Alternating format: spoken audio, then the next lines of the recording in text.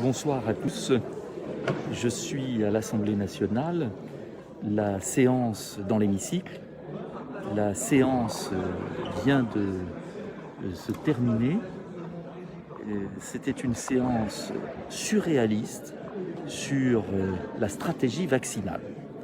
Alors on a entendu un Premier ministre, un ministre de la Santé et la plupart des députés, tous d'accord, nous expliquer que ce nouveau vaccin, on ne savait pas s'il évitait la transmission. En un mot, on ne sait pas, et tout le monde l'a avoué, si ce vaccin va éviter de transmettre la Covid. On ne le sait pas. Le Premier ministre et le ministre de la Santé ont indiqué qu'il y aura un suivi renforcé pour voir s'il y a des effets secondaires. Et ils ont indiqué qu'il y aura une consultation médicale avant et après la vaccination. Donc si j'ai bien compris, on ne sait pas si ce vaccin sera utile, on ne sait pas si ce vaccin sera sûr, mais le gouvernement, avec le soutien de la plupart des groupes de l'Assemblée nationale, a décidé de vacciner dans un premier temps, avant l'été, 14 millions de Français, les plus âgés.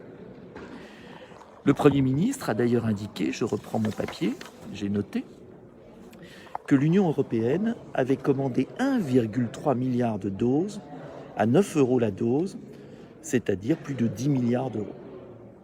Ce qui est surréaliste dans l'affaire, c'est que il y a plusieurs types de vaccins, dont 4 de nouvelles formules. Le vaccin ARN et adénovirus n'ont jamais été testés sur l'homme. On ne sait rien.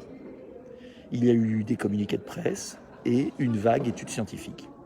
Et à partir de là, nous avons une autorité politique, nous avons un Parlement qui décide de vacciner 14 millions de Français.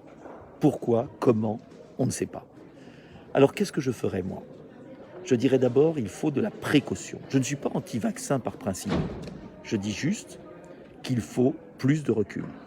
Qu'on ne peut pas vacciner si on n'a pas le recul nécessaire. Et je remarque d'ailleurs que les vaccins anciennes formules ne sont pas prêts. Ça veut bien dire qu'il faut être sérieux.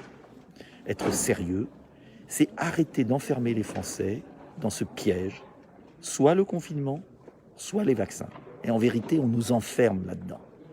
Et en revanche, on peut éviter le confinement, on peut éviter les vaccins si